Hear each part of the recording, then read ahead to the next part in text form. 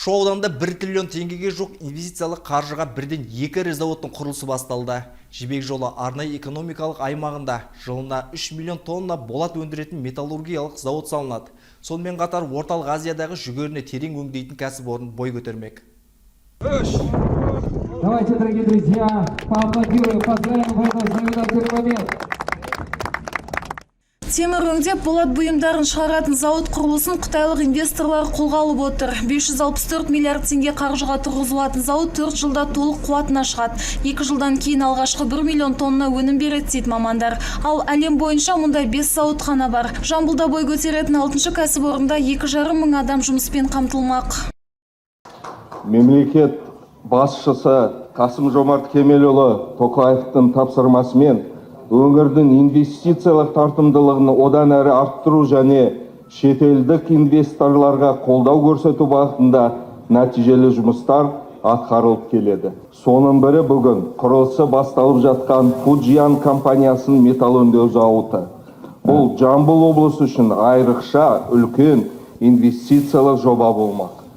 Ал жүгеріні қалдықсыз терең өңдейтін зауытта алдағы уақытта 3 миллион тоннаға жуық жүгері өңделмек. Келер жылы іске қосылатын зауытқа 420 миллиард теңге инвестиция құйылған. Нысанды салуға 6 мың адам тартылып, 1,5 тұрғын жұмыс істейді. Жалпы зауыт 8 түрлі өнім шығарып, қалдығынан мал азығында өндіреді. Инвестор Ли Сюачунь ұзақ мерзімді инвестициялық ынтымақтастық туралы айта келе Жамбыл облысының әлеуеті зор екенін атап өтті.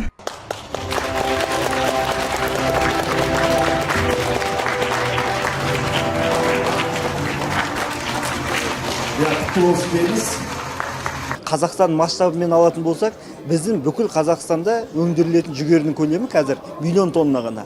Яғни бұл зауыттың толық күш қуатына шығу үшін қазіргі ішкі қажеттіліктерді есептегенде кемінде 4-5 есеге дейін жүгерінің аумағын өсіруіміз керек болады. Бұл не береді бізге? Бұл бізге бидай, арпа сияқты бірнеше жылдан бері өсіріліп келе жатқан өнімдерді әртараптандыруға, яғни басқа дақылдарды өтуге береді. Бұл жерде шаруалар үшін ең бір тиімді нәрсе.